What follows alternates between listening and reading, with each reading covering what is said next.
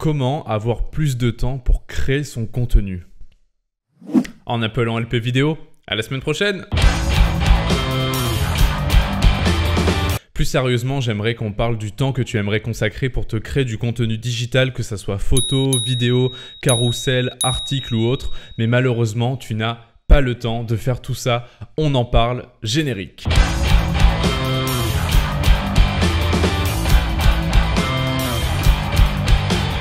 Aujourd'hui, il y a deux types de personnes. La première, ils font ça sans réelle structure et font un petit peu au jour le jour. C'est-à-dire, ils connaissent très bien l'importance que les réseaux sociaux peuvent avoir sur leur activité. Ils savent très bien que c'est un levier qui peut vraiment leur apporter plus de clients. Ils ont confiance en ça.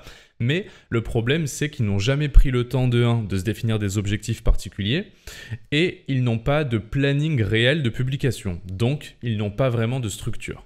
Ce qui va se passer ensuite, c'est qu'il va y avoir sûrement des jours ou des semaines entières où ils ne vont rien publier. Pourquoi? Parce que les aléas du quotidien obligent, ils vont avoir des semaines de travail plus chargées que prévu, ou alors ils vont avoir des urgences à gérer, etc. Ils vont finir par se trouver des excuses. Et le résultat sur le long terme, c'est que cette personne au final n'arrivera déjà pas à avoir du contenu en quantité, puisque comme on vient de le dire, il va se passer plein de moments où elle ne va pas publier alors qu'elle le devrait.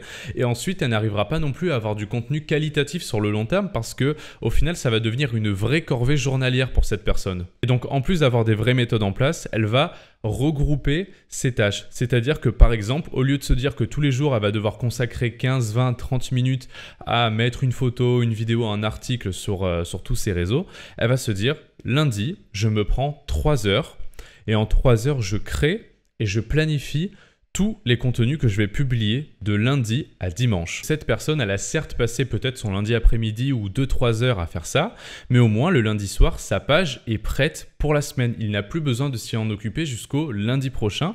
C'est-à-dire que quoi qu'il arrive, 6 mois plus tard, sur du long terme, c'est une méthode de long terme, sa page sera toujours très bien alimentée et qualitativement en plus. Donc le reste de la semaine, cette personne sera tranquille pour vaquer à son vrai travail et aura juste le plaisir de répondre à ses commentaires ou de voir ses likes défiler sur sa page. Ce qu'il est important de savoir, c'est que vos réseaux sociaux, aussi importants et aussi impactants soient-ils pour votre business, ça peut vite, très vite devenir un gouffre en termes de temps et d'énergie. C'est pour ça qu'il est très important de vous fixer des objectifs, d'avoir une carotte, de savoir pourquoi vous faites ça de sorte à vous motiver. De vous mettre des vraies méthodes en place comme celles que j'ai citées par exemple, de sorte à faire tout ça en un minimum de temps possible et avoir un contenu en quantité et en qualité en y passant le moins de temps possible. Une excuse qu'on m'a souvent donnée, c'est « mais comment faire? Facebook et YouTube sont les seuls réseaux où je peux planifier mes publications. » Alors c'est vrai, mais il existe des super outils qui vous permettent, une fois que vous avez relié vos comptes, de planifier vos publications sur tous vos réseaux en même temps.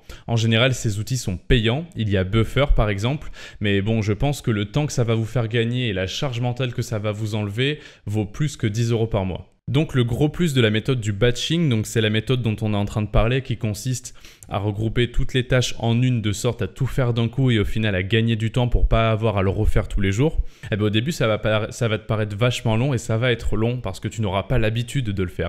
Mais au bout de 1 mois, 2 mois, 3 mois que tous les lundis tu auras fait ça, et bien au final peut-être que dans 1 mois ou 2, au lieu de mettre 4 heures pour le faire, tu vas peut-être mettre 3 heures voire 2 heures. Et au final tu l'auras compris, tu vas aller beaucoup plus vite au fur et à mesure et aussi tu seras beaucoup plus créatif durant toute la semaine.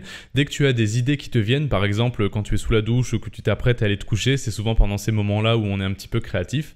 Je t'invite à te les noter dans une boîte, sur un bloc-notes, genre boîte à idées. Et comme ça, le lundi matin, quand tu vas arriver sur le moment où tu vas faire tous tes contenus, eh bien, tu auras déjà une boîte à idées, tu auras déjà une base de créativité et tu auras juste à lancer la machine et à compléter chaque idée que tu as eue durant la semaine. J'espère que cette vidéo sur un thème un petit peu plus décalé que d'habitude t'aura plu. Moi en tout cas, tout ce qui est gestion du temps et de la productivité, c'est des choses que j'adore.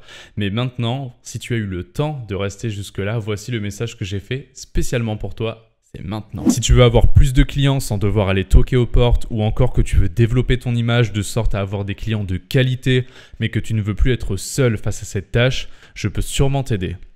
Tu peux prendre rendez-vous gratuitement avec moi grâce au lien qui s'affiche ou encore me poser tes questions par mail. Et moi je vous dis à bientôt.